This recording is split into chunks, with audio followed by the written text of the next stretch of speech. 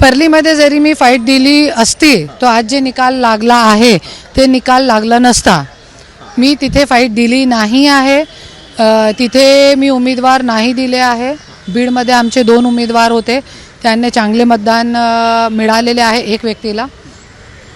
पण धनंजय भाऊंनी ज्याप्रमाणे तिथं मेहनत केली किंवा त्यांना ज्या प्रकारे यश प्राप्त झाले त्या यशाकडे कसं बघतात?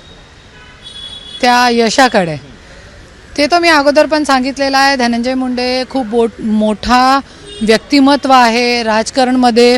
त्यांच्यासारखा मी बोलते पूर्ण भारतामध्ये कोणीच नाही आहे. या गोष्टीला आपण नकारू शकत नाही, क्योंकि मेरे बोलने से कुछ नहीं होगा.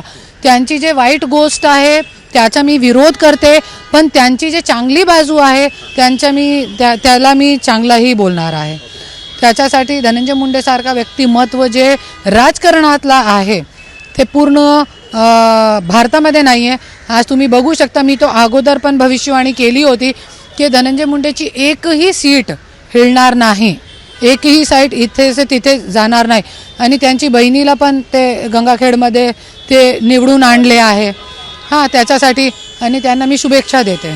परेडमध्ये असं काय घडतंय की धनुभाऊंना एवढं यश आलंय? ऐका, ते धनुभाऊच्या यश मी नाही म्हणणार.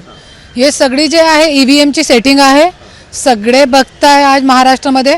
आणि याच्यासाठी मी एक माझे रक्तामध्ये पण तेच खून आहे मुंडे घराण्याच्या, आणि आम्ही पण महाराष्ट्राची मातीतले आहोत.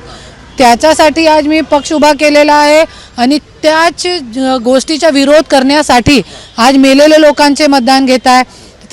त्या गोष्टीसाठी मी आज हायकोर्टामध्ये पण आपला दाद मागितली आहे मी, की मेलेले लोकांचे मी स्वतः जवळून बघितलेलं आहे.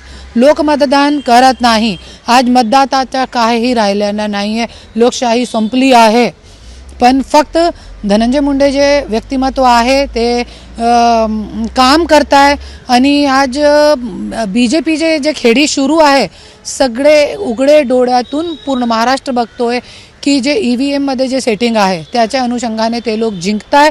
पण धनंजय मुंडे एक मोठा व्यक्तिमत्व आहे, त्याच्यामुळे कोणताही पक्ष BJP पक्ष त्यांना डावलण्याचा प्रयत्न करू शकत नाही.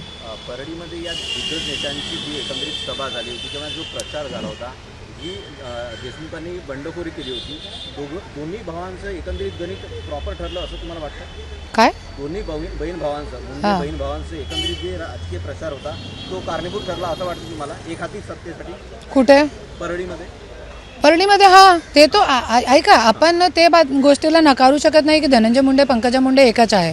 धनंजय मुंडे पंकजा मुंडे वेगळे कुठे आहे? ते BJP आणि राष्ट्रवादीची खेळी समजून घ्या. ते एकच घरामध्ये पूर्ण बघा तुम्ही. धनंजय मुंडे राष्ट्रवादीमध्ये, पंकजाताई BJPमध्ये, इथे संदीप क्षीरसागर राष्ट्रवादीमध्ये, आणि ते त्यांच्या भाऊ जे आहे, काय नाव आहे त्यांच्या, योगेश क्षीरसागर, ते BJPमध्ये आहे. ते सगळे जे ना मोहरे अशी बिछून ठेवलेली आहे.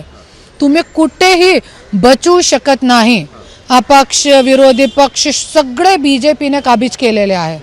कुठेही तुम्ही बाहेर जाऊ पडू शकत नाही. फक्त मी एक महाराष्ट्रामधली अशी आहे जे BJPच्या आणि सत्ताधारी लोकांचा मी खुडून उघडेपणे मी विरोध करते. संतोष देशमुख प्रकरण असो किंवा इतर माध्यम असो, वाल्मिक कराड प्रकरण असो, धनुभाऊंची फार बदनामी झाली होती, तरी पण एक हाती सत्ता परळीमध्ये कसं बघताय?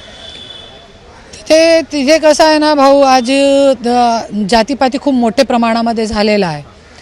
त्याच्यामुळे आज कुठे ना कुठे आपल्याला हे जे धनंजय मुंडेला जे यश आलं आहे ते त्याच्यासाठी आलेलं आहे. लोकांना आज मी बोलते की खूप मतलब निंदनीय गोष्ट आहे की लोकांना असे लोकांना मतदान करताय जनता, तो त्याच्यासाठी मी तो निशब्दही आहे. तुम्ही पण तुमच्या पक्षामार्फत उमेदवार उभे केले होते, तुम्हाला किती यश मिळालं की अपयश मिळालं? अपयश मिळालेला आहे, क्योंकि आपला जे एक व्यक्ती होता, आमचे स्वतःचे उमेदवार नाही होते, क्योंकि झोपीतून उठले की आचारसंहिता लागली, तर आमची तयारी काहीच नाही होती. एकच उमेदवार दिला होता, त्यांना 300 मतदान पडलेले आहे नगरसेवकसाठी. शेवटचा प्रश्न आहे, तुम्हाला आवडणारा प्रश्न, मला वाटत नाही की तुम्हाला आवडेल प्रश्न. या जो यश पाहत आहे भाऊचं किंवा पंकजा मुंडेंचं, तुम्ही जर धनुभाऊंना शुभेच्छा द्यायच्या झाल्या तर काय शुभेच्छा द्याल? थोडं सविस्तर बोला. त्यांना मी शुभेच्छा देते, पुढची वाटचालसाठी पण शुभेच्छा देते. पण पदावर आल्यानंतर बहुतेक लवकरच लवकर मंत्रिपद पण भेटणार आहे 100%. शुभेच्छा आहे. हा, शुभेच्छा आहे. आणि पण हे घाणेरडे काम करू नये आणि वाल्मिक कराडला फाशीची सजा झाली पाहिजे, ते मागणी पण त्यांना करायली पाहिजे, हे पण मी समजावून सांगते. थँक्यू.